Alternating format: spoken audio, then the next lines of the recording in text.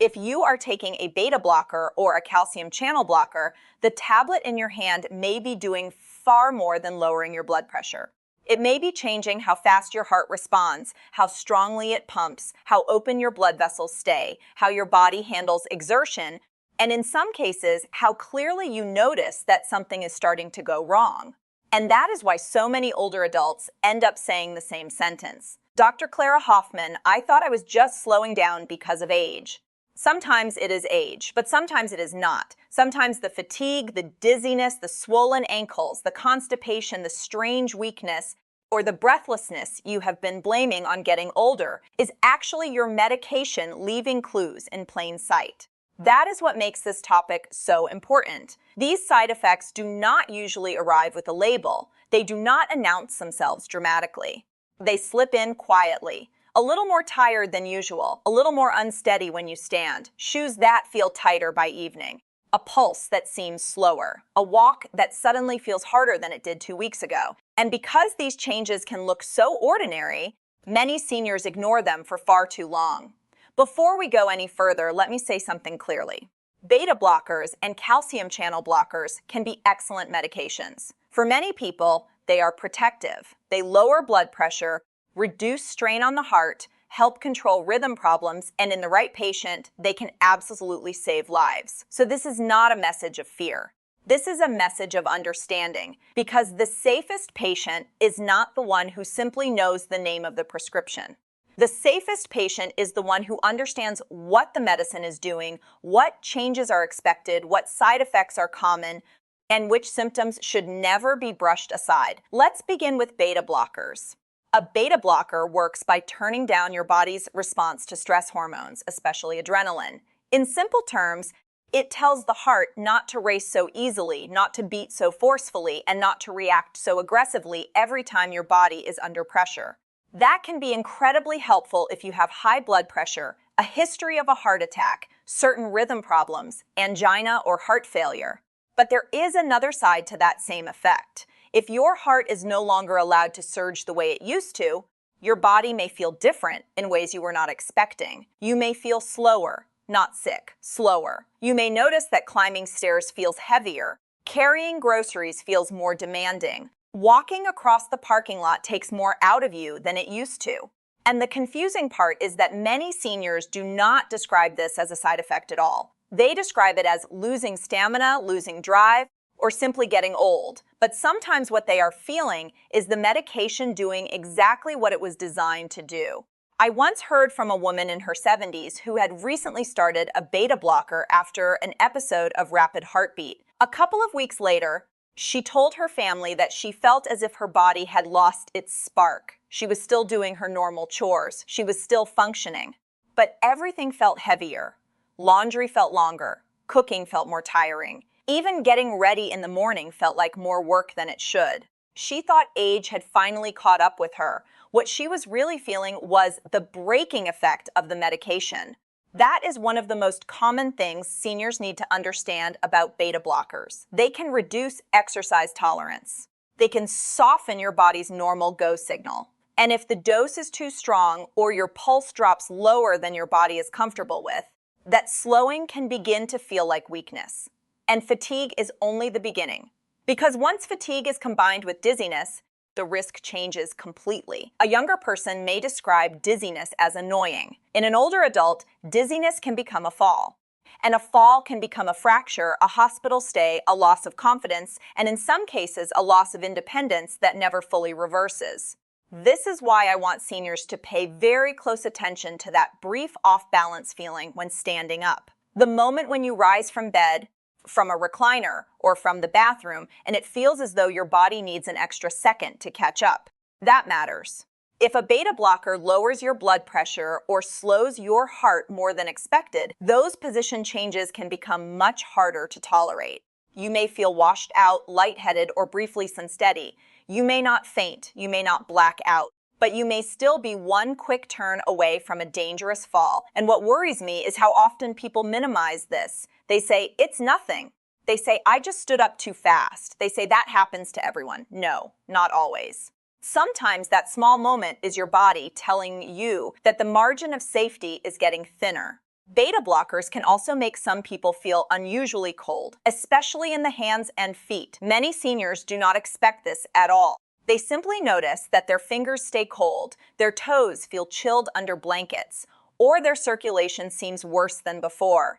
This can happen because these medications may reduce how strongly blood is pushed into the smaller vessels of the body. It is not usually the most dangerous side effect, but it can be frustrating, and in people who already have circulation issues, it may feel especially uncomfortable. Then there are the side effects that people rarely connect to the medication: sleep changes, vivid dreams, lighter sleep, strange nighttime restlessness, or the feeling that sleep is no longer refreshing. A senior may say, "Ever since I started this medicine, my nights have felt different." That kind of comment should not be dismissed. When you alter the body's stress signaling, you can sometimes alter the body's internal rhythm as well. And in older adults, poor sleep does not stay confined to the night. It spills into memory, mood, balance, energy, and concentration the next day. Some people on beta blockers also describe feeling emotionally flatter, mentally foggier, or simply less like themselves. Now, I always want to be careful here because many things can cause low mood or brain fog in later life. But if those symptoms began after the medication started or worsened after the dose changed, that timing matters. Patients know their own baseline. If something shifted, it deserves attention. There is another issue that is too often left out of the conversation, and that is intimacy. Some seniors taking beta blockers notice reduced arousal, erectile difficulty, or a general sense that the body is not responding the same way it once did. That may come from circulation changes, nervous system effects, or simply the exhausting combination of fatigue and low drive. And too many people stay silent out of embarrassment. Please do not. Quality of life matters at every age. Now let me show you one of the most dangerous hidden effects of beta blockers, especially for seniors with diabetes. These medications can sometimes mask the early warning signs of low blood sugar. Normally, when blood sugar drops, many people feel shakiness, pounding heartbeat, and that urgent internal alarm that says something is wrong. But if a beta blocker is blunting that stress response, those warning signs may become weaker. That means a low blood sugar episode may not announce itself in the usual way. Instead of feeling the early alarm, a person may suddenly feel confused, sweaty, weak, strange, or mentally off once the sugar has already fallen further than they realize. That delay can be dangerous, especially if the person is alone, especially if they depend on those symptoms to recognize a problem in time. And beta blockers are not the right fit for everyone with lung issues either. Certain ones, especially the less selective types, can worsen wheezing or breathing difficulty in some patients with asthma or other airway disease. So if shortness of breath appears after a beta blocker starts, that is not something to shrug off. Now let's turn to calcium channel blockers. These medications work differently, and this is where many seniors become confused, because two drugs can both be used for blood pressure or heart rhythm but affect the body in very different ways. Calcium channel blockers reduce the movement of calcium into certain muscle cells of the heart and blood vessels. Since calcium helps those muscles tighten, blocking it allows blood vessels to relax and, depending on the specific drug, may also slow the heart or reduce how strongly it contracts, and this is where the details matter. Some calcium channel blockers, like amlodipine, mainly relax blood vessels. Others, like verapamil and diltiazem, can also slow the heart and affect the electrical system. Same general family. Very different experience inside the body. That difference explains why side effects can look so different from one patient to the next. A senior taking amlodipine may complain of swollen ankles and facial flushing. Another senior taking verapamil may complain of constipation, fatigue, or a pulse that feels too slow. And if no one explains that difference, patients start thinking their body is failing when in fact they may be feeling the predictable effect of the medication. One of the most classic examples is ankle swelling. This catches many seniors off guard. A woman starts a calcium channel blocker. A few weeks later, her shoes feel tighter in the afternoon. Her socks leave marks. Her ankles look puffy by evening. And suddenly, she is terrified that her heart is getting weak or her kidneys are failing. But in many cases, what she is experiencing is a well-known effect of the medication itself. These drugs can relax blood vessels in a way that changes pressure in the tiny circulation of the legs, allowing fluid to shift out into the tissues. That means the swelling may look like classic water retention, even when the real problem is more about fluid redistribution than true fluid overload. That distinction matters, because when people misunderstand this, they can fall into what doctors call a prescribing cascade. One medication causes a side effect. The side effect is mistaken for a new illness. Then a second medication is added to treat the first medication's side effect. And suddenly the patient is taking more pills, becoming more dehydrated, more dizzy, more likely to fall, and less likely to realize where the chain reaction started.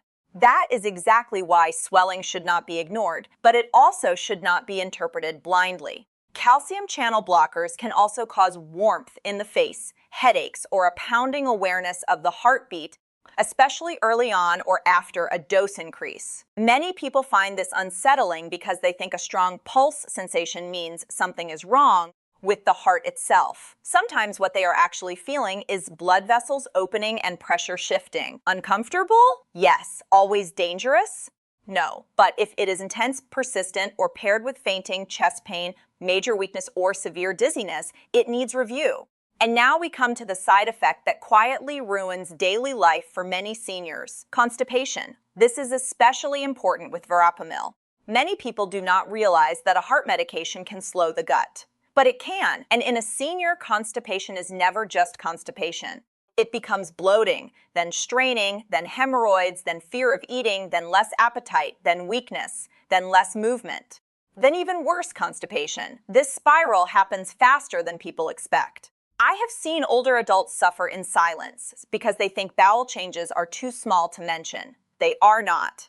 A medication-related bowel problem caught early is much easier to fix than a medication-related bowel crisis ignored for weeks. Some calcium channel blockers may also worsen reflux, nausea, or that unsettled feeling after meals that quietly reduces food intake. In a younger adult, that may mean discomfort. In a frail senior, it can contribute to weight loss, weakness, and a significant decline in energy. There are also less obvious side effects that surprise people completely. Certain calcium channel blockers can contribute to gum overgrowth over time. That sounds obscure until it happens. Suddenly, brushing feels different. The gums look fuller, and the person assumes it is purely a dental issue when medication may be part of the picture. This is something I wish more seniors understood. Your heart medication does not limit its effects to the heart. It can show up in your legs, your bowels, your gums, your sleep, your balance, and your breathing. And when it comes to verapamil and diltiazem, there is an especially important risk to remember. The heart can become too slow. Because unlike amlodipine, which mainly targets blood vessels, these drugs can directly affect the heart's electrical system. That means the pulse can drop, sometimes appropriately, sometimes too much. And when that happens, the symptoms are not always dramatic at first. A senior may simply say, "I don't feel right," or "I feel weak in a strange way," or "I can do less than I could before." Those vague descriptions matter. If the heart rate has slowed too far, the brain and muscles may not be getting the blood flow they need. That can show up as dizziness, near fainting, heavy fatigue, poor stamina, confusion, or a profound washed-out feeling that seems hard to explain. In more serious cases, the slowing can become a conduction problem. That means the electrical signals moving through the heart are delayed or partially blocked. It is not common, but it is serious. And seniors are more vulnerable if they already have a lower resting pulse, an underlying conduction problem, or other medications that also slow the heart. This brings us to one of the most overlooked dangers of all: interactions, because sometimes the issue is not one pill. It is what happens when 2 or 3 pills start pulling in the same direction. A beta blocker slows the heart. A heart-slowing calcium channel blocker slows the heart. Another rhythm medication also slows the heart. Now, the body is dealing with a combined effect that may be much stronger than anyone expected.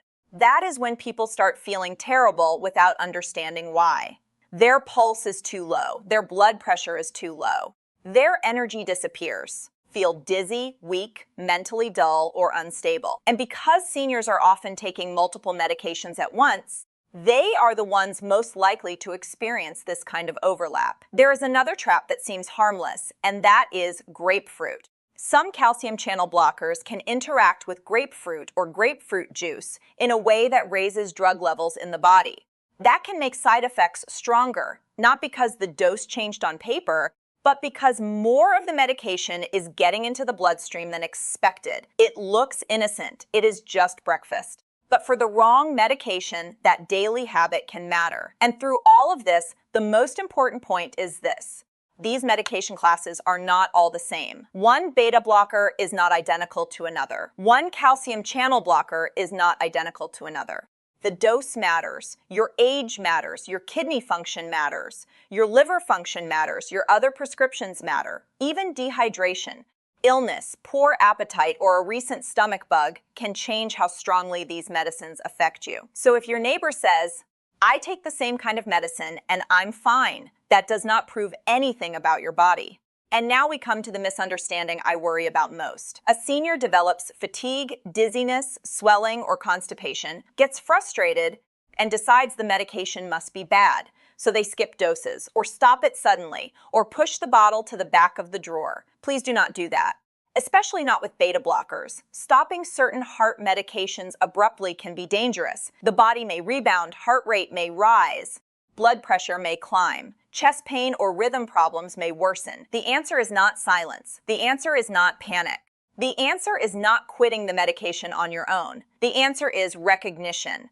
If something changed after the prescription started, pay attention.